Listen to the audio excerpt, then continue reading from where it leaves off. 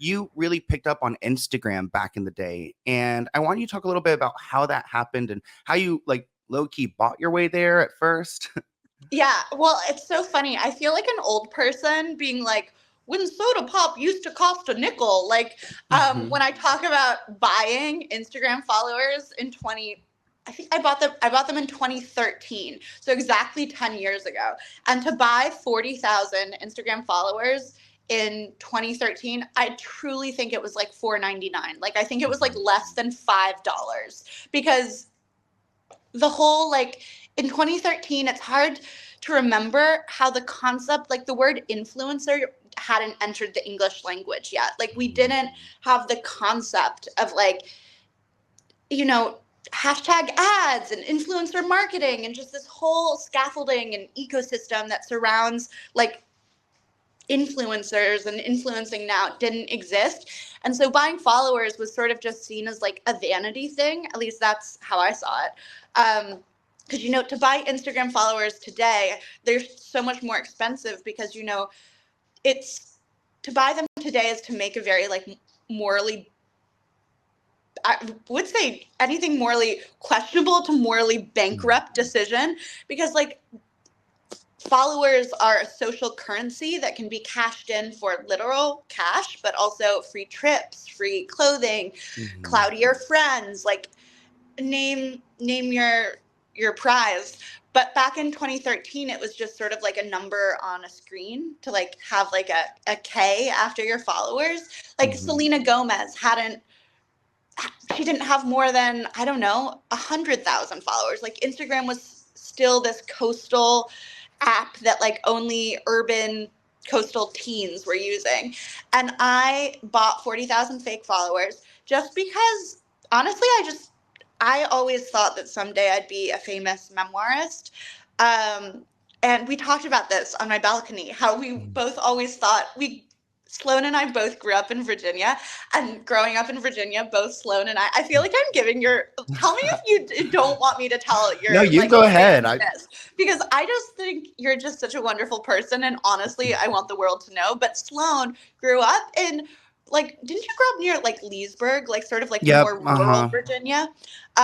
I grew up in Falls Church, which is like the DC suburbs, and Sloan was telling me how he always like wanted to get out of Virginia, had big dreams, was like, I'm not meant for this like Virginia life, which spoke to my essence because I got out of Falls Church and never looked back. Like I never want to go back. Like, um, but I always wanted to be a famous memoirist, so I bought these 40,000 fake followers, just to like honestly like LARP as a famous person, just in my Hmm. own mind. Like I just wanted to like cosplay fame, like for me. Like I didn't think that like anything would come of Instagram, but then 2013, 2014, the app really started gaining momentum. Like at this point, Selena Gomez has, oh, I don't know, 1 million followers. And now some Hmm. other celebrities are on the app too. Like, I don't know why I'm using Selena Gomez as like the metric of Instagram fame, but we're going with it. We're going with it. We're into it now. It's part of the story. But when I really started investing in Instagram intentionally and trying to like build a business and use it to achieve that dream of becoming a famous memoirist was in 2014 and 2015. Sort of saw the very first inklings of what would later become influencer marketing starting to appear. And I realized that you could sell, if you got a big enough following, you could sell them things on social media. Like you wouldn't have to do it on a blog or take them to a website. Like you could make the content right in the post itself and deliver it to people in their feeds. And what's more than that is that you could, if you made like really engaging stories and really good writing, you could develop an audience that liked you as a writer. Even though Instagram was a photo sharing app, it had a really high caption limit.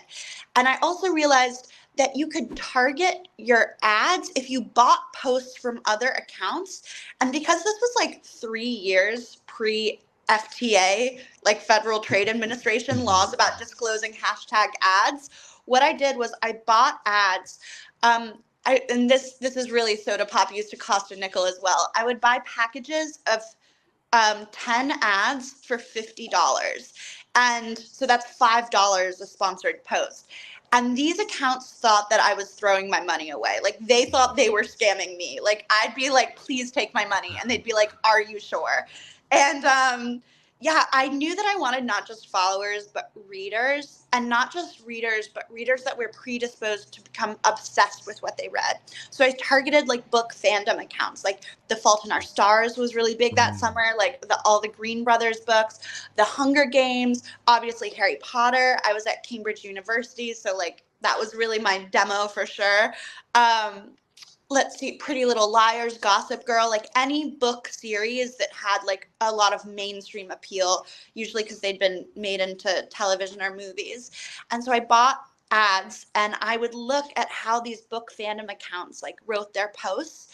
I would look at what adjective they use when they really like something. Is it awesome? Is it amazing?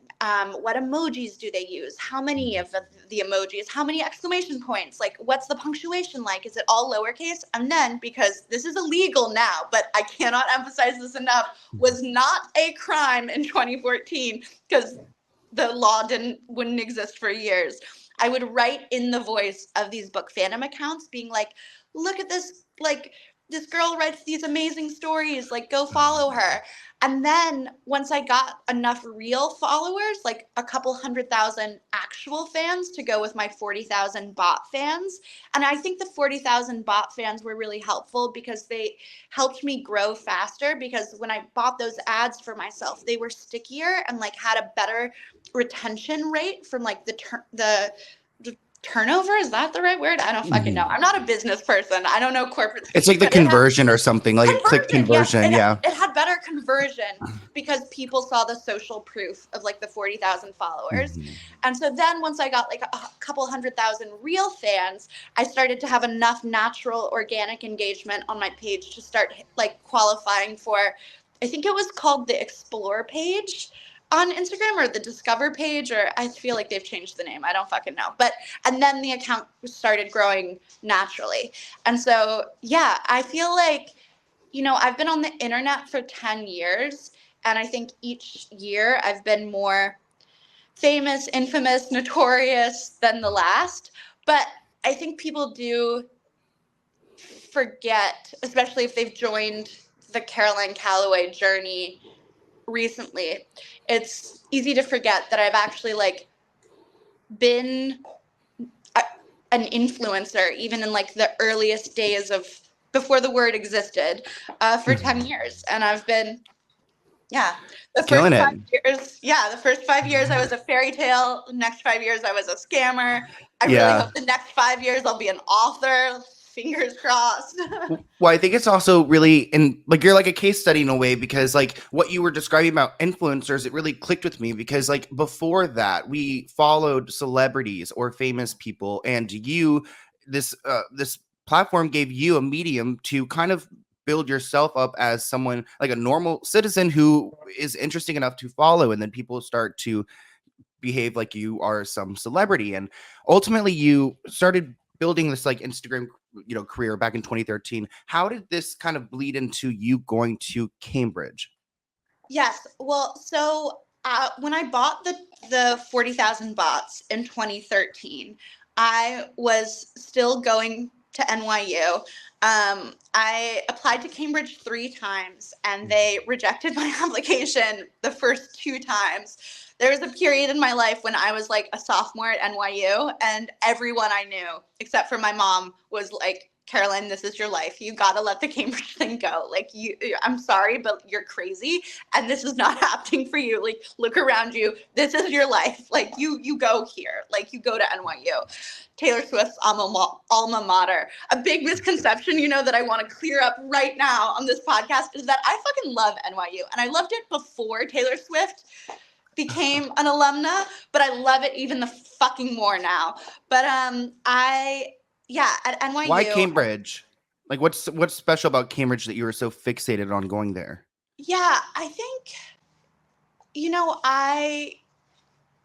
part of it was part of it, a little part of it, a little slice of it was vanity. Like I just feel like I have a bit of vocal fry. I say like a lot. I'm very enthusiastic. I think I'm a very smart person. I think if you had to like, I think my intelligence is like one of my favorite things about myself, but I really think because of the body that I'm in, I think people really underestimate me and don't think I'm smart.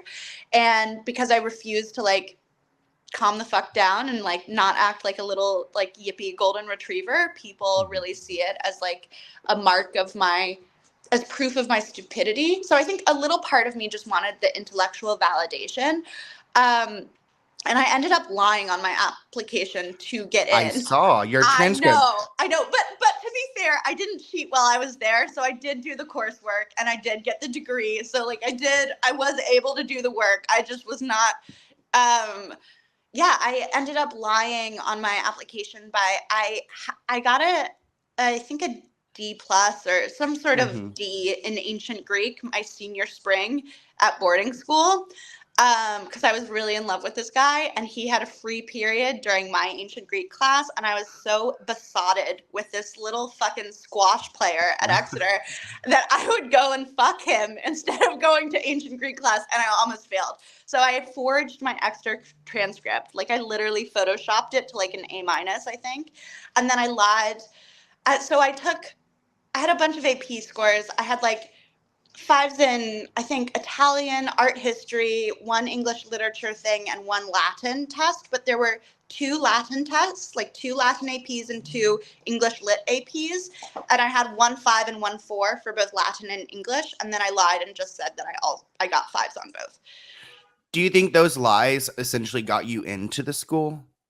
You know, I don't know is the truth. Like I'll never know because like you can't I can't ask. Like Yeah. Well, I haven't heard from Cambridge and they haven't taken my degree back as of yet. And I don't wanna bother them. Like yeah. if they're not Right. reading the news, I don't want to bring it to their attention.